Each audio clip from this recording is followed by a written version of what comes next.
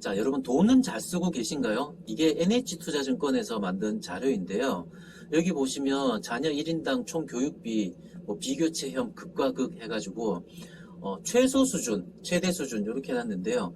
여기 보시면 이제 대학교는 똑같아요. 3,200만 원.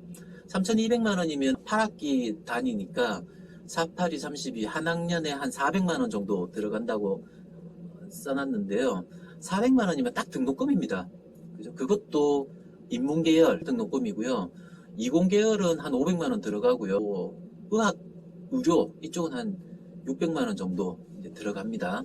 대학교에서도 사실 등록금만 들어가는 게 아니라 돈이 굉장히 많이 들어가죠. 뭐 어학 공부도 해야 되고 자격증 공부도 해야 되고 뭐 돈이 굉장히 많이 들어갑니다.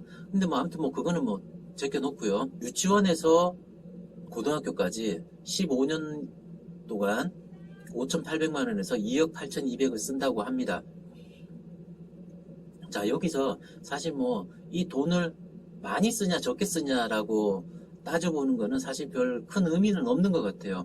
왜냐하면 이거를 만든 NH투자증권에서는 자, 돈이 이만큼 많이 들어가니까 우리한테 돈을 맡기세요. 그러면 여러분들이 교육비를 충분히 쓸 수 있도록 불려드리겠습니다. 이제 이런 의도로 만든 자료이기 때문에 사실 뭐 이게 돈이 많이 쓰이냐 적게 쓰이냐 이거는 사실 큰 의미는 없고요.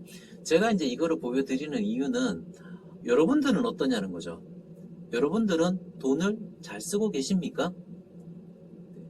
아니 나는 돈이 얼마 없어. 나는 강남 애들에 비해서 쓸 수 있는 돈이 많지가 않아. 그래서 강남 애들에 비해서 좀 떨어질 수밖에 없어. 우리 아이는. 자, 이렇게 미리부터 포기를 하실 수도 있고요. 근데 그럴 필요가 전혀 없다는 거죠. 가성비 있게 공부를 시키면 됩니다. 자, 그럼 여기에서 이제 화두가 하나 생기죠. 공부가 별로 잘 안 하는 아이가 있을 수 있잖아요. 자, 그런 아이가 있으면 공부를 때려치우고 직업훈련을 해야 되는 게 맞을까요? 이런 질문을 하시는 분들이 있어요. 자, 우리 아이가 공부를 잘 안 하는데 차라리 공부시킬 돈으로 뭐 포크레인 한 대 사주고 그게 나을까요? 자, 이런 얘기들을 하시는 분이 있습니다. 제가 예시를 하나 들어서 말씀드릴게요. 여기 이제 두 형제가 있습니다. 두 형제가 있는데 형은 공부를 잘해요. 그래서 사교육도 많이 받았고 해서 외국으로 유학도 갔습니다. 유학을 가서 거기서 박사 따고 해가지고 한국으로 돌아왔어요. 돌아와서 이제 교수를 하려고 보니까 자리가 없어요. 근데 시간 강사도 자리가 없을 뿐더러 굉장히 월급이 박합니다.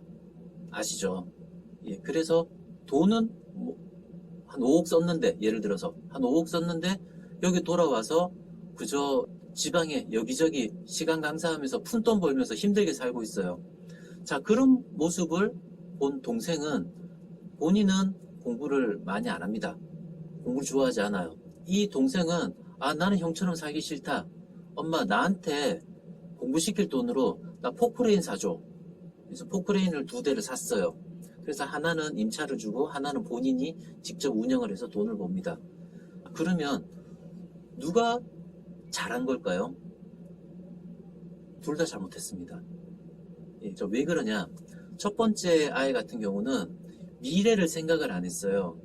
그러니까 미래의 어떤 진로 계획을 잡을 때 직업적인 요소를 생각을 안 한 거죠. 지금 교수 사회가 굉장히 많이 축소가 되고 있습니다. 왜냐하면 일단 이제 학교들도 많이 줄어들고 있죠. 인구가 줄어드니까 학교도 많이 줄어들고 있는 데다가 이제는 AI가 대두가 되면서 교수님들의 역할도 많이 바뀌고 있어요. 예, 그래서 이 친구가 공부를 했다 그러면 차라리 이제 교직보다는 어떤 기업 쪽에 갈 수 있는 그런 쪽을 생각을 해서 진로 진학을 잡았어야 되는 거죠. 그래서 그게 잘못한 거고요. 두 번째도 마찬가지입니다. 포크레인만 있으면은 돈을 벌 수가 있는 게 아니죠. 자, 임차를 줬어요. 근데 그 임차인이 돈을 안 주면 어떻게 해요? 임대료를 안 주면. 또는 뭐 비가 오거나, 그죠? 이렇게 되면 일을 못 합니다. 그럼 돈을 못 벌게 되겠죠. 그리고 그 포크레인 같은 것들도 보수, 메인터넌스를 해야 돼요. 유지 관리를 해야 되거든요. 또 그런데 돈이 들어갑니다. 자, 그렇게 따져보면 사실 그것도 큰 돈이 안 될 수도 있어요. 자, 그래서 이 친구도 최소한 공부는 했어야 돼요. 그래야 머리를 쓸 수가 있거든요. 그래서 초등학교, 중학교, 고등학교까지 사실 이게 어려워 보이지만 사실 이거는 우리가 인생을 살아가는 데 있어서 가장 기본적인, 특히나 중학교까지는 상식적인 수준의 공부예요. 그래서 그 부분을 생각을 한다면 이 친구는 공부에 투자될 돈으로 포크레인을 사기 전에 차라리 포크레인 한 대만 사더라도 가장 기본적으로 생각을 하고 머리를 쓸 수 있는 기초적인 교육은 받았어야 된다는 거죠. 물론 좀 극단적인 예시를 들어서 말씀을 드렸습니다. 자, 소득에 따른 교육 만족도를 한번 볼까요? 이 공교육에 대한 만족도는요, 소득이 높을수록 공교육에 대한 만족도가 훨씬 높아요. 사교육에 대한 만족도도 물론 여기 200만 원 미만 여기가 조금 튀어나오기는 했는데 대체적으로 소득이 높으면 사교육에 대한 만족도도 높습니다. 즉 돈을 많이 버는 사람들이 교육에 대한 만족도가 높아요. 그러면 내가 그렇다고 해서 지금 당장 돈을 많이 벌 수 있는 상황도 아니다. 그럼 어떻게 해야 될까요? 우리는 돈을 적재적소에 쓰면 돼요. 쓸데없는데 안 쓰고 필요한 데만 쓰면 돼요. 그거를 구별할 수 있어야 되겠죠. 우리 아이에게 이 학원이 필요하냐? 이 사교육이 필요하냐? 필요 없냐? 이거를 구별을 해서 딱 필요한 데다가만 돈을 투입을 하면 됩니다.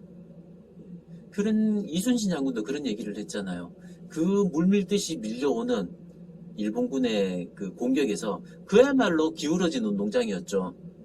그런데 이순신 장군이 그랬습니다. 신에게는 아직 12척의 배가 남아 있습니다. 자, 그 12척의 배로 적재적소에 투입을 했어요. 환경을 잘 살펴보고, 그래서 명량해전에서 아주 대성을 거두게 되는 그런 신뢰가 있죠. 그래서 여러분들도 내가 돈이 부족하다. 우리는 뭐 학원 인프라가 제대로 안 돼 있어. 학교 선생님들의 수준이 낮아. 이런 것들을 고민하실 필요가 없습니다. 왜냐? 이제 운동장이 바뀌었어요. 운동장이 어떻게 바뀌었냐면요. 과거에는 돈과 정보 이런 게 그 운동장을 기울였다면 지금은 뭐가 운동장을 기울이느냐?